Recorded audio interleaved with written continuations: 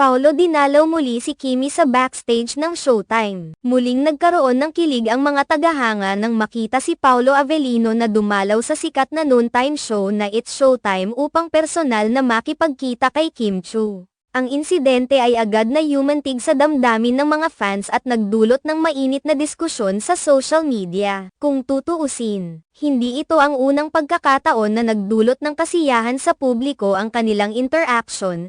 Ngunit ang pagbisita ni Paolo sa studio ay tila may espesyal na kahulugan para sa mga taga-suporta nila. Ayon sa mga saksi sa kaganapan, abala si Kim Chiu sa kanyang tungkulin bilang host ng It's Showtime nang maganap ang hindi inaasahang pangyayari. Ang mga staff ng programa ay nagulat nang makita na si Paolo Avellino ay nasa dressing room ni Kim, na parang nag-aantay sa kanyang pag-alis mula sa entablado. Sinasabi ng mga nakakita na ang dating si Paolo ay nakatambay sa likuran habang nagiging abala si Kim sa kanyang hosting duties. Ang hindi inaasahang pagbisita ni Paolo ay hindi napigilan ang kanyang mga tagahanga mula sa magwala sa kilig. Ang balitang ito ay mabilis na kumalat sa social media platforms, na naging sanhi ng magkahalong kasiyahan at kuryosidad sa mga netizens.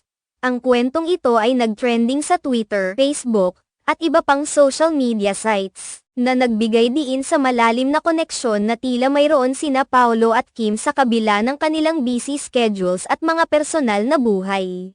Ang mga netizens ay hindi nakapagpigil sa pag-express ng kanilang mga opinyon at reaksyon tungkol sa nasabing pagbisita. Maraming mga post at komentaryo ang lumitaw na nagmumungkahi na tila may romantic undertone ang pagbisita ni Paolo, na nagpapakita ng kanyang pangungulila sa dating kasamahan. Maraming mga tagahanga ang nag-isip na ang pagbisita ni Paolo ay isang tanda ng kanyang pagkasabik na makasama si Kim, na isang senyales na hindi pa rin siya nakakalimot sa kanilang nakaraan. Ang mga pahayag na ito ay nagbigay diin sa imahinasyon ng publiko na posibleng may namumuong kilig sa kanilang relasyon. Ang reaksyon ng mga taga-subaybay ay puno ng emosyon, mula sa mga nagpapakita ng suporta hanggang sa mga nagtatanong kung ang pagkikita ay nagbabalik sa isang lumang kwento. Bumuhos din ang mga reaksyon mula sa mga kilalang personalidad at influencers na nagbahagi ng kanilang mga opinyon at teorya ukol sa insidente. Ang mga komentarista at blogger ay hindi pinalampas ang pagkakataong pag-usapan ang nangyaring ito, kung saan marami ang nagbigay ng kanilang mga hula kung mayroong romantikong intensyon ang pagbisita ni Paolo sa studio. Ang kanilang mga speculations ay mas lalo pang nagbigay ng init sa issue at nagbigay diin sa patuloy na suporta ng kanilang mga fans sa bawat hakbang ng kanilang buhay. Sa kabila ng lahat ng haka-haka at kasiyahan na dulot ng pagbisita ni Paolo Avellino,